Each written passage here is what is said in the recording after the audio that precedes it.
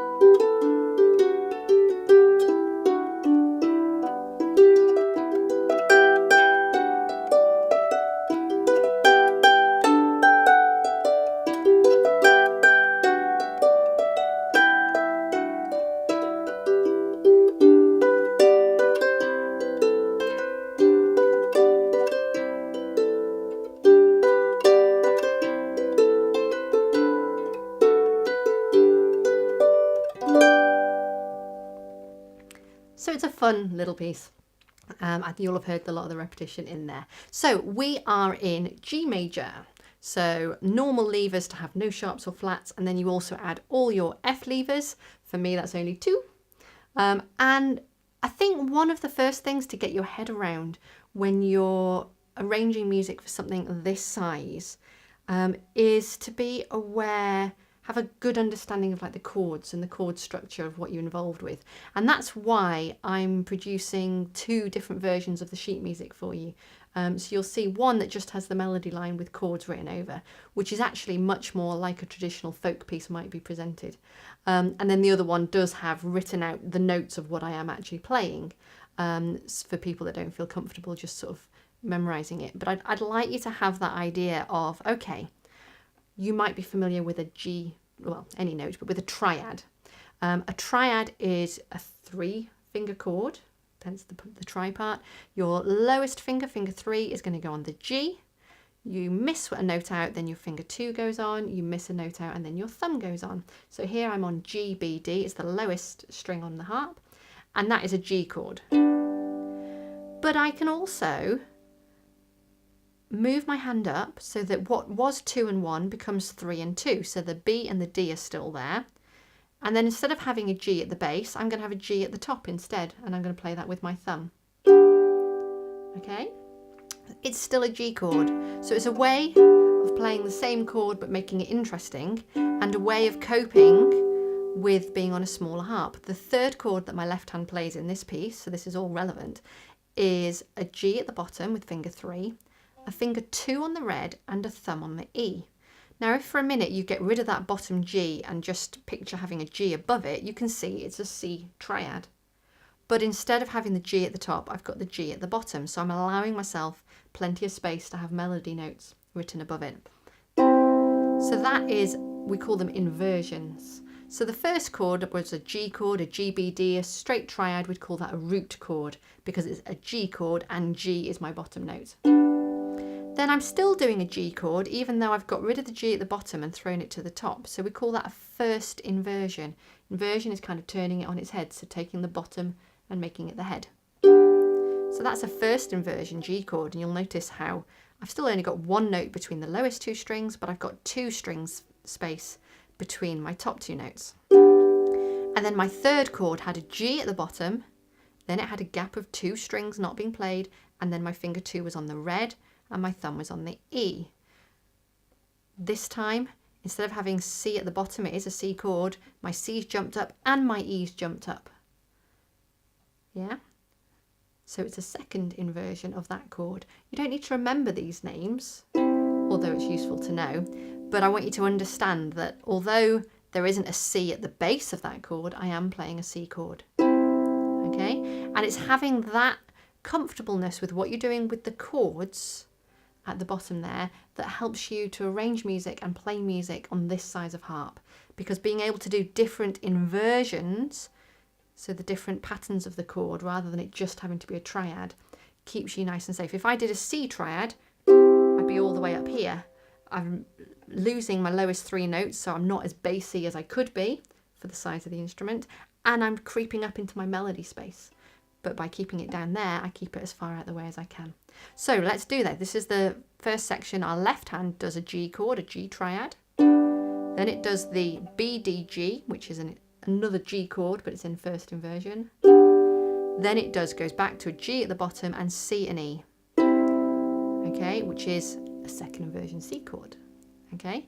And we do that 3 times. G chord, different version of a G chord, and an alternative version of C chord, and we do it again.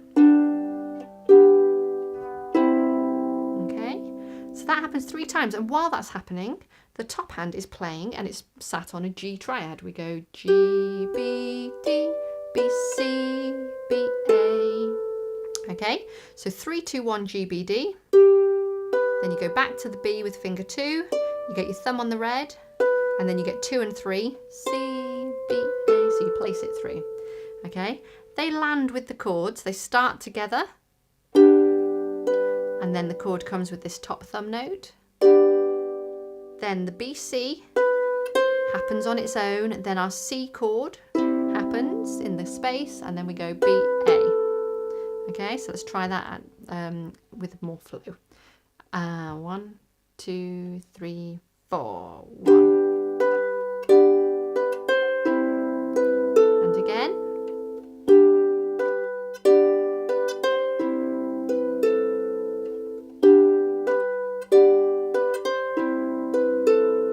Okay, now sometimes, and you'll see this in the music, the top hand just plays like I just taught you, G, B, D, B, C, B, A, and sometimes it adds a little C, B, A lead on, getting us back to the G again. So sometimes it's just that, and other times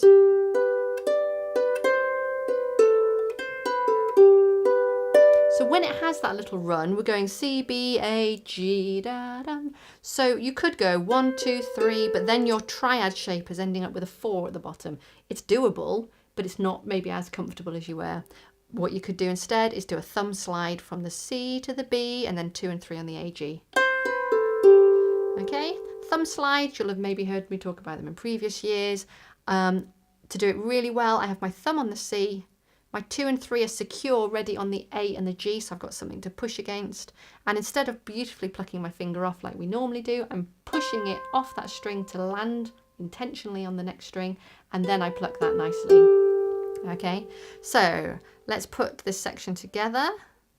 1, 2, 3, 4.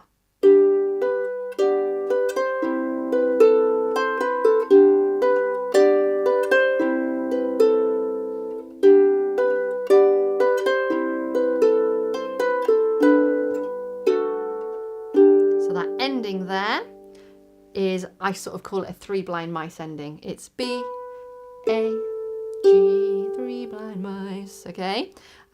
So going into that, B, A, G, 1, 2, 3. Chord wise, I do a G chord with the first note. Then I do, for those of you in the notes, a second inversion D chord. I've got an A in the bass. My lowest note is an A, just 1 up from my lowest string. Finger 2 is on a D just above middle C, and my thumb is on an F sharp. That plays with the A in the top hand, and then I go back to a G triad shape. Okay, so on the 3 blind mice, if we just do that, you've got a G triad, we open up to an A, D, F, and back to a G triad. 1, 2, 3, 4. Okay. What I sometimes use to explain these shapes at the bottom that can sometimes be helpful, particularly youngsters have found this helpful, but it depends if you're a visual person, you know, it depends how you process the information. A G triad is a triad, that's fair enough.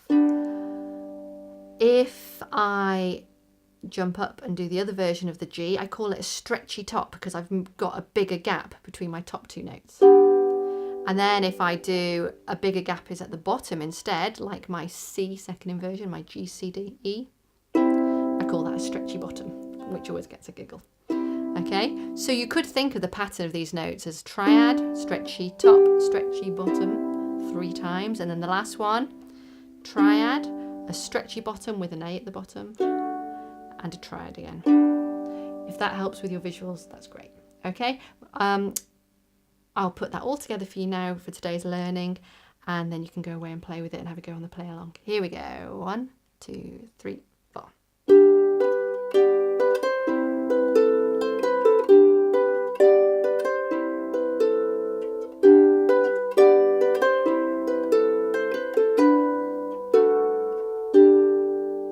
Okay, lots of repetition to get you into the feel of it, get you comfortable with this size of a harp.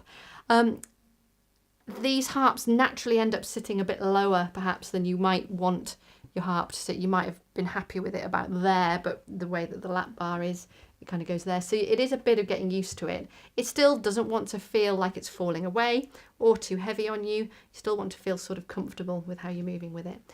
I'll see you over on the play along videos. Sorry that was a bit lengthy for our first video, but I really wanted to get to grips with the idea of these chords, and I wanted to play it all the way through for you. So it will get a bit shorter on our videos from here on in. All right, well done.